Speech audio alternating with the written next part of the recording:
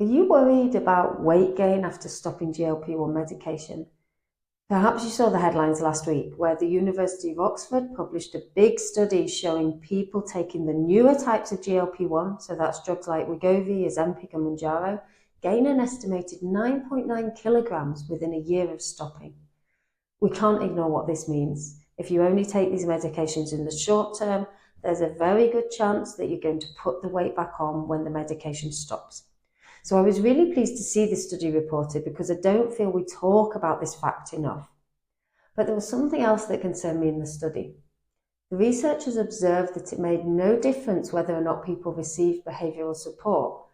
Yet the behavioural support tested in the study didn't seem to fit what I'd recommend as a psychologist. So I'm here to give you hope, because I strongly believe that what we've missed so far is the potential for psychological weight loss therapy to enhance your GLP-1 journey and to help you come off weight loss injections without gaining weight. So after reading the University of Oxford paper, I wanted to make this video to explain what I mean by psychological weight loss therapy and why I believe it's crucial for anyone taking GLP-1 medication.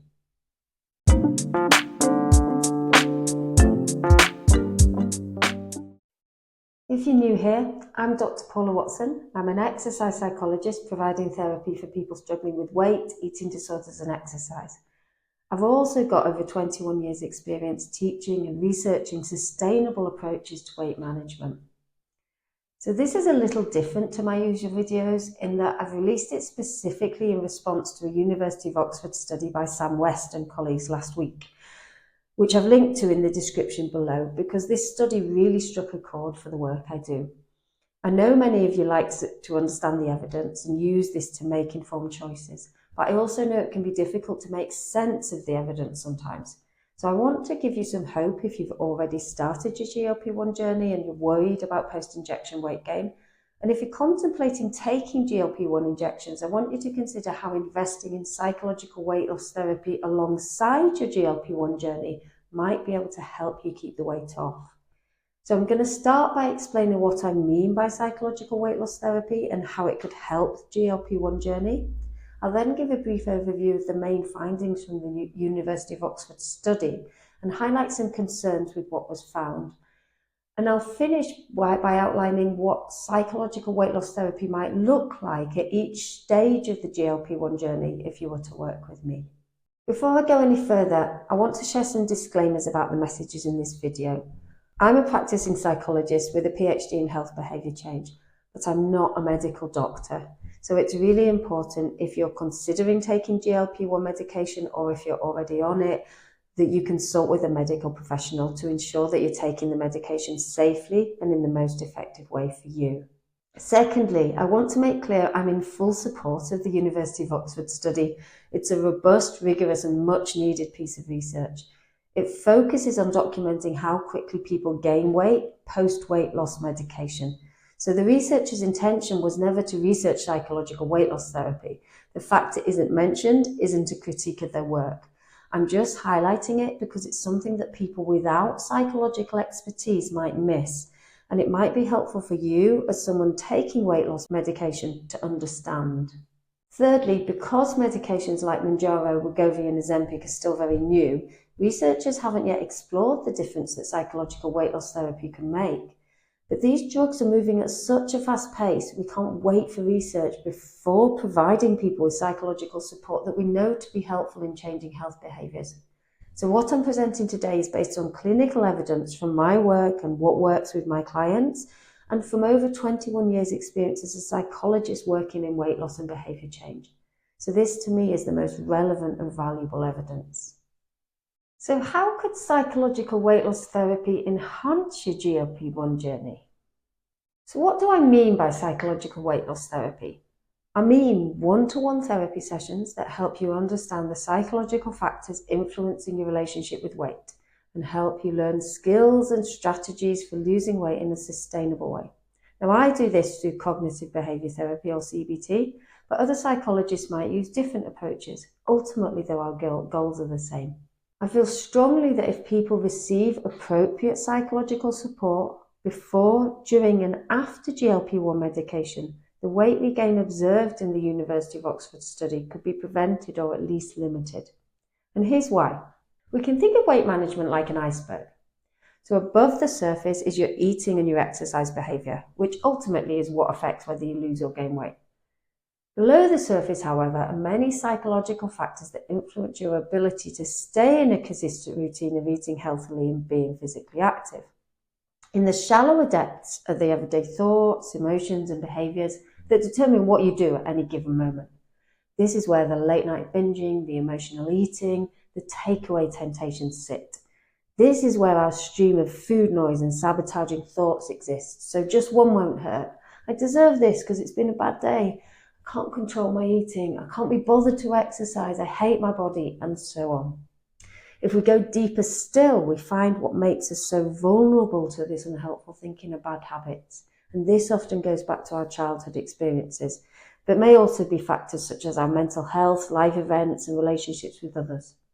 These are strong factors that affect how we see ourselves and the world around us, and they lead us to think things like, I'm a failure and I'm incapable of ever losing weight. Now let's think about what happens when we take GLP-1 medication.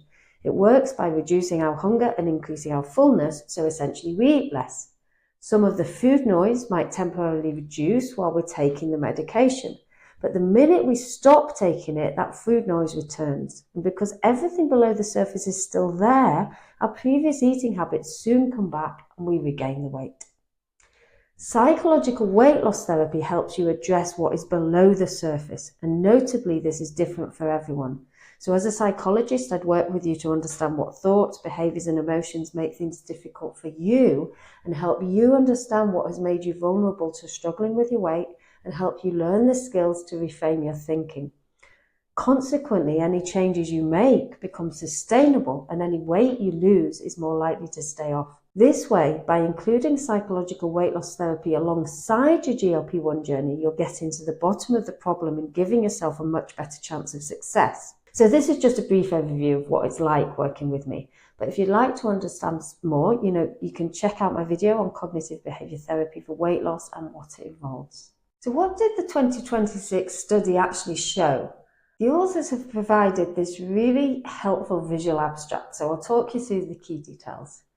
The study was a systematic review and meta-analysis, which means they didn't collect any original data themselves, but they pulled data across 37 previously published studies looking at weight regain after weight loss medication. This included 9,341 adults with overweight and obesity. So a systematic review is considered the most robust form of evidence because it doesn't just consider one study in one area with one specific group of people. It combines the knowledge from multiple sources. The study looked at all licensed weight loss medications, but they also broke the data down for newer, more effective GLP-1 medications like Mounjaro, Ozempic, and Wegovy. They also compared weight loss and weight regain with standard behavioural weight management programs, which means programs that help people to make changes to their diet and exercise. You can see from the graph that what they found was all weight loss medications lead to more weight loss initially than behavioural weight management programs, with the newer medications such as Mounjaro, Ozempic and Wegovy leading to the most. That's that bottom line there. When they stopped taking these medications, people on the newer medications gained weight at the most rapid rate of about 0.8 kilograms per month. The estimated weight regain within a year of stopping treatment was 9.9 kilograms, and the projected people would regain all of their weight by 1.5 years after treatment. So this is pretty convincing evidence that these drugs don't work as a short-term fix.